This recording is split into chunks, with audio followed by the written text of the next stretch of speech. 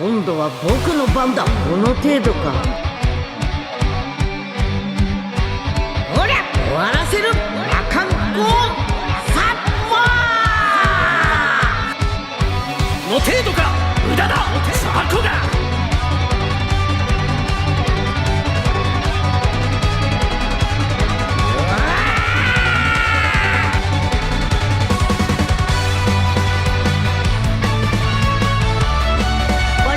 こんな程度じゃ話にならないな。僕の勝ちだ。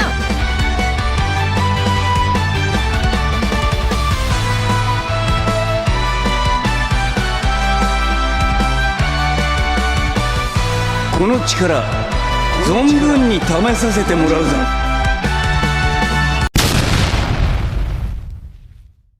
Honneur à vous les gars, j'espère que vous allez bien et bienvenue sur Fumichaud. C'est la première review de Dragon Ball Daima. Je viens de finir l'épisode, je l'ai revu une seconde fois. J'ai pris des notes, les frérots, et je vais vous donner mon avis, mon analyse sur ce premier épisode de cette nouvelle série. Enfin, une nouvelle série, c'est une série Dragon Ball, mais on va dire cette suite de Dragon Ball Daima, les frérots. Mais avant, comme d'habitude, je vous invite à vous abonner à Fumichaud parce que c'est la chaîne secondaire à Fumigène. Et sur Fumichaud, on parle, on va dire principalement d'animé, mais il y a aussi, vous savez, les retransmissions des événements du Discord. Donc, abonnez-vous au passage au Discord si vous voulez y participer. Toutes les discussions, les débats, etc.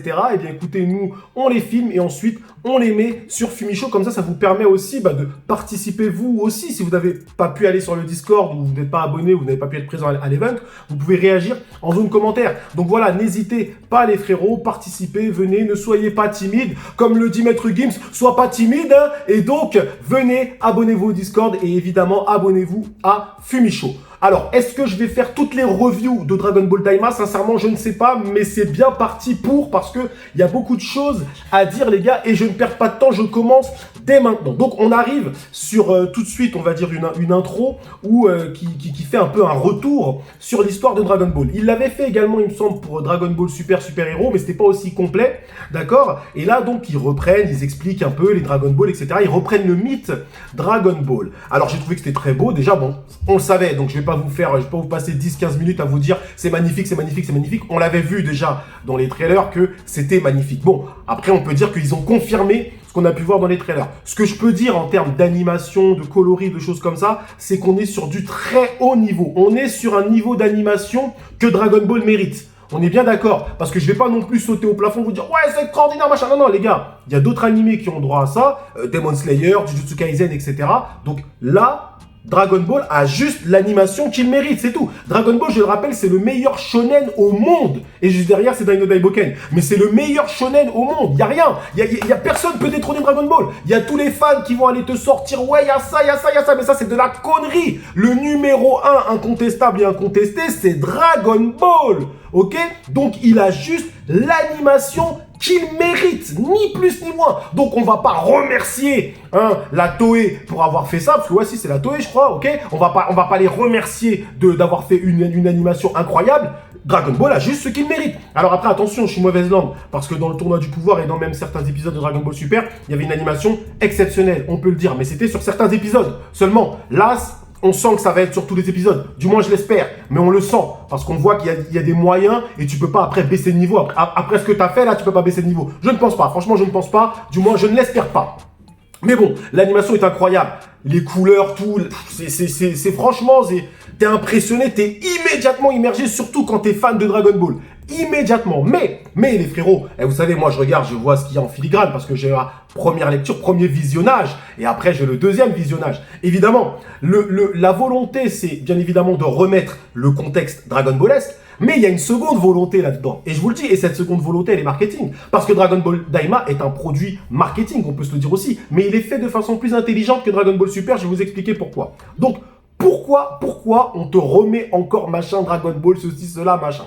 C'est aussi parce qu'on veut donner la possibilité aux nouveaux spectateurs de connaître l'histoire très rapidement sans avoir à se taper tous les Dragon Ball, ce qui est dommage au passage, mais c'est la volonté très clairement, parce que cette série est faite pour draguer les jeunes, mais elle respecte les anciens, attention, mais elle est faite bien évidemment pour draguer les plus jeunes, et si tu veux draguer les plus jeunes, tu sais très bien qu'ils vont pas se retaper tous les épisodes de Dragon Ball et Dragon Ball Z, si on parle que de l'animé, ok? Donc tu sais que, en leur donnant le contexte, ils vont comprendre, enfin du moins ils vont dire, ok, c'est ça l'histoire, machin, ils auront les grandes lignes, on va dire. Donc, il y a une volonté, évidemment, scénaristique, mais il y a une volonté marketing derrière. Attention, vous verrez que dans cette revue, je vous expliquerai souvent, ça, ils l'ont fait parce que scénaristiquement, ça passe, mais aussi parce que d'un point de vue marketing, ça passe aussi. Et donc là, c'est encore une fois, c'est un très bon choix parce que d'un point de vue marketing, ça passe. Parce que oui, tu vas pouvoir draguer les jeunes sans qu'ils ne regardent finalement ce qui s'est passé avant, parce que tu leur as fait comprendre de façon très rapide,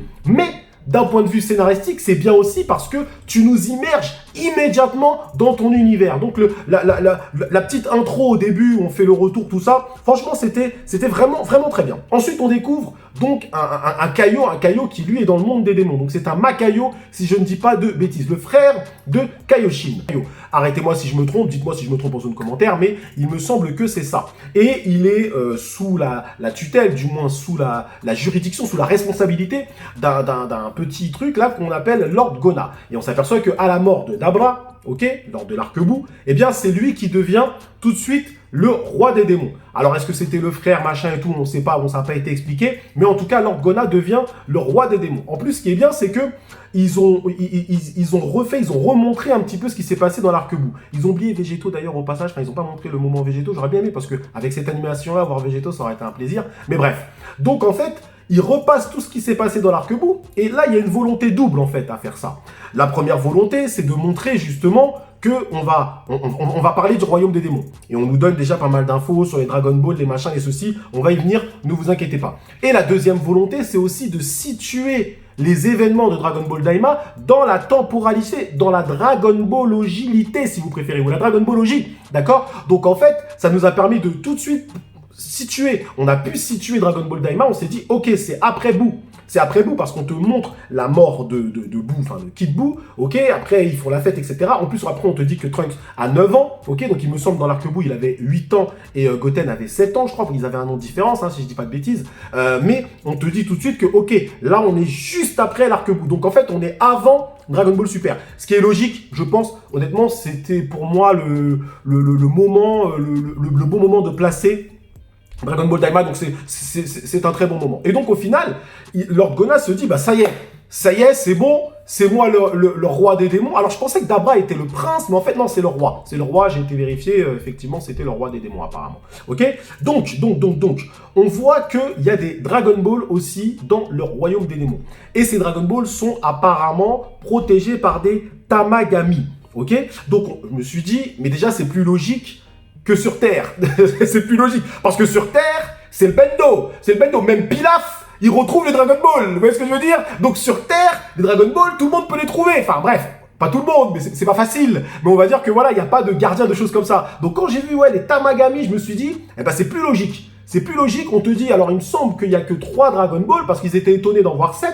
C'est une supposition, je crois pas que ça a été confirmé, mais je pense qu'il y a 3 Dragon Ball, il y a 3 mondes des démons, le Dr. Arensu va dans l'univers 3, ils ont un bail avec le 3. Ils ont un bail avec le 3, avec le chiffre 3, j'ai l'impression qu'ils seront souvent sur le chiffre 3, très clairement. Mais on verra, je peux me tromper évidemment. Alors, concernant les Tamagami, je me suis amusé à faire une estimation de leur niveau de puissance, parce qu'on dit qu'ils sont très puissants, et je me suis dit, ok, ils sont très puissants. À notre connaissance, Dabra n'a pas réuni les Dragon Ball du monde des démons. Et Dabra, il est niveau SSJ2.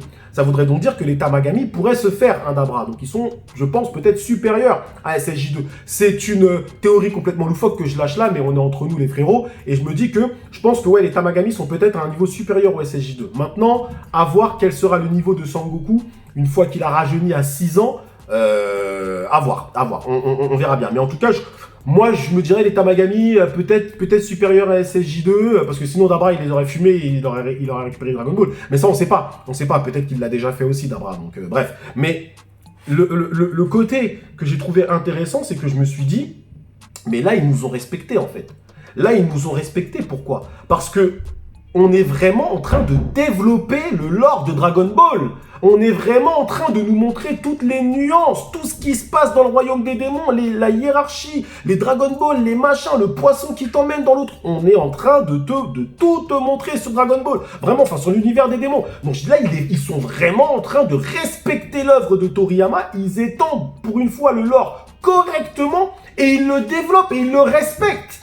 Et c'est fou parce que tous les détails ont été pensés. Déjà, tous les chara-design, je les trouve magnifiques, franchement. Mais vraiment, j'ai apprécié qu'on rentre tout de suite dans le vif du sujet. Il n'y a pas de moment de flottement et tout. Tout l'épisode est très bien rythmé.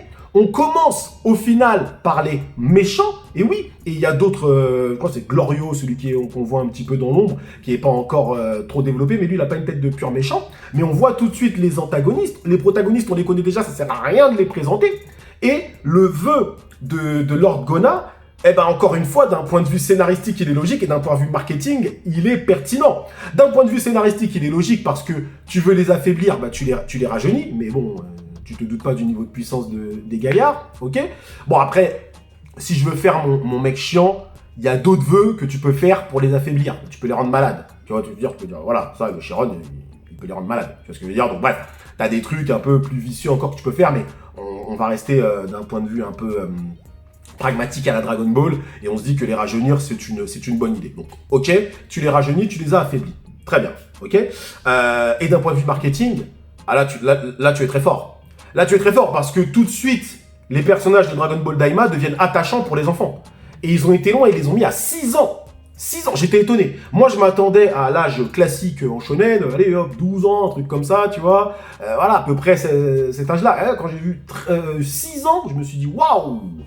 Waouh, Goku à 6 ans, bah pourquoi pas?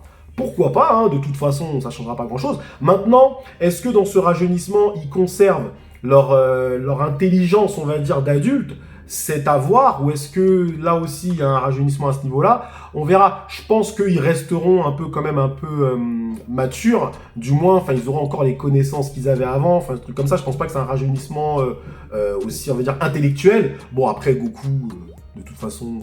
Goku... Alors, là, je fais ma mauvaise langue, parce que là, je parle comme si c'était le Goku de DBS. Mais non, on a l'air d'avoir repris le véritable Goku, et on le fait rajeunir. Donc, ce qui fait qu'on va justifier cette fois-ci qu'il va nous dire des conneries, des choses comme ça. Vous voyez ce que je veux dire? Parce que là, en fait, et là, je spoil la fin de cette vidéo un petit peu, mais là, en fait, on est sur la véritable suite de Dragon Ball.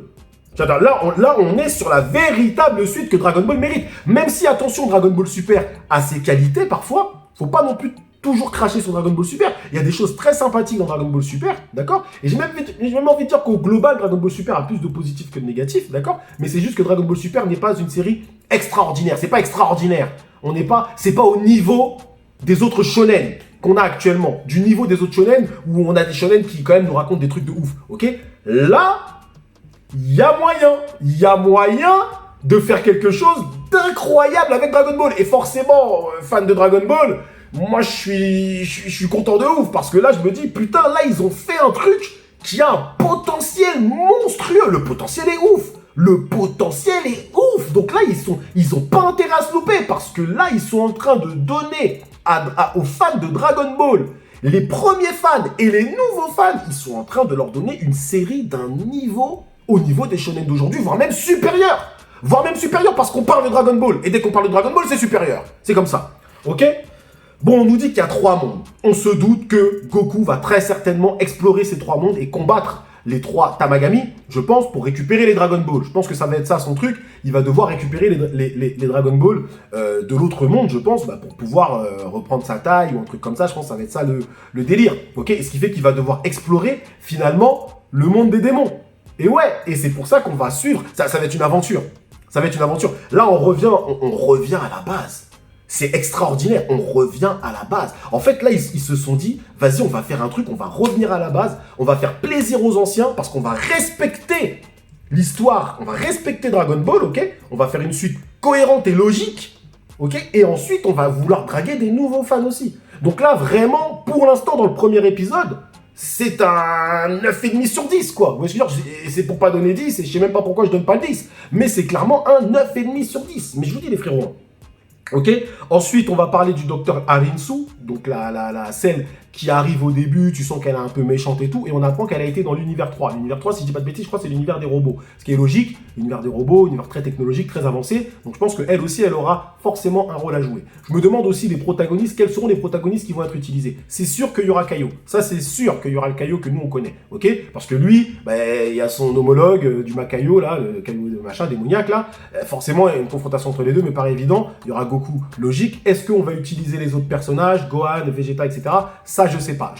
Je pense Vegeta quand même. Ça serait assez étonnant que Vegeta ne soit pas utilisé. Ou peut-être que Vegeta aura un rôle sur Terre et Goku sera dans le royaume des démons, on verra. Dommage qu'on n'ait pas vu Gohan, par contre. De mémoire, hein, si je dis pas de bêtises, c'est dommage. Est-ce que Gohan aura un rôle dans Dragon Ball Daima? Je sais pas. En tout cas, ce qui est sûr, c'est qu'on revient à la base de Dragon Ball, on revient à Sangoku qui fait une aventure et qui aura une véritable quête. On garde évidemment comme fil rouge conducteur les Dragon Ball, logique. On est encore une fois dans Dragon Ball. Le scénario sera pas, ça se voit que ça va pas être un scénario ultra poussé, ultra complexe, mais par contre, on sent qu'il va y avoir de l'humour, parce que ça c'est la patte de Toriyama, clairement. Des combats qui vont être une animation juste extraordinaire. On va développer le lore de Dragon Ball. Il va y avoir, à mon avis, de l'émotion aussi. Franchement, là, les gars, vous avez donné espoir aux fans de Dragon Ball que je suis. Ça fait très longtemps que Dragon Ball ne m'avait pas autant captivé, sincèrement. Vous imaginez, je me remate les épisodes de Dragon Ball, et je me relis Dragon Ball, je me rachète les versions couleur de Dragon Ball pour ressentir les frissons Dragon Ballesques. Et là, pour la première fois, j'ai ressenti les frissons Dragon Ballesques à l'ancienne. Ah ouais, non, franchement, les gars, vous pouvez pas vous louper. Vous pouvez pas vous louper. Ok, bon, en tout cas, on est sur un début quasi parfait. J'ai pas parlé du Namek très puissant, hein. Papy puissant. Bon, c'était un peu le cheat scénaristique, hein. Je retrouve les Dragon Ball, je les remets, machin, ok, d'accord. Mais bref, il a l'air très fort ce Namek, hein. Petite question aussi que je me suis posée, parce qu'à un moment, ils arrêtaient pas de dire, ouais, ils ont les oreilles pointues, ils viennent du royaume des démons. Mister Popo a les oreilles pointues. Et Mister Popo, ça a toujours été flou. Est-ce qu'il a été créé par Dieu, machin? Enfin bref, il n'y a jamais eu vraiment d'explication. Dites-moi en zone commentaire si vous avez des explications sur l'origine de Mister Popo, ok? Mais peut-être que Mister Popo, lui, vient aussi du royaume des démons. On sait jamais. Ça peut être... Voilà, je dis ça, je dirais peut-être c'est une connerie, hein. Voilà. Mais je pense qu'il y a peut-être des explications. Allez-y, les frères, regardez sur Internet, dites-moi s'il y a des explications sur d'où il vient. Est-ce qu'il a été créé par Dieu, ou est-ce qu'il vient du royaume des démons? Est-ce qu'on peut essayer de développer un peu aussi tous les personnages comme ça, qui étaient un peu, on va dire, annexes dans l'univers Dragon Ball? Ça peut être intéressant, ok? Et le Namek, il est clairement cheaté, hein, on peut se le dire, hein, c'était un cheat scénaristique pour pouvoir faire revenir les Dragon Ball, ok? Alors oui, il y a un petit parallèle évidemment avec Dragon Ball GT, on peut se dire ça. Effectivement, il y a un petit clin d'œil si tu veux. Mais après, derrière, ça n'a rien à voir. Ça n'a strictement rien à voir. Alors ouais, ils rajeunissent, machin et tout, mais sinon, ça n'a strictement rien à voir. Mais vraiment, hein, donc faut arrêter un peu ces trucs, tous les gens qui vont dire, ouais, c'est comme Dragon Ball GT. Attends, franchement, oui, il y a un petit truc, si tu veux, un petit rappel, mais sinon, au global, tu sens que ça n'a rien à voir, c'est beaucoup plus développé, tout, c'est mieux animé, voilà. Pour moi, la comparaison n'est pas raison, hein. Franchement, pour le coup, voilà, quoi, on s'en fout. Franchement, les frérots, j'ai kiffé, 9,5 sur 10, clairement, et je donne pas le 10, je sais même pas pourquoi je donne pas, j'ai même pas d'argument pour pas donner le 10, mais je donne le 9,5 juste parce que la perfection n'existe pas. Voilà, les frérots.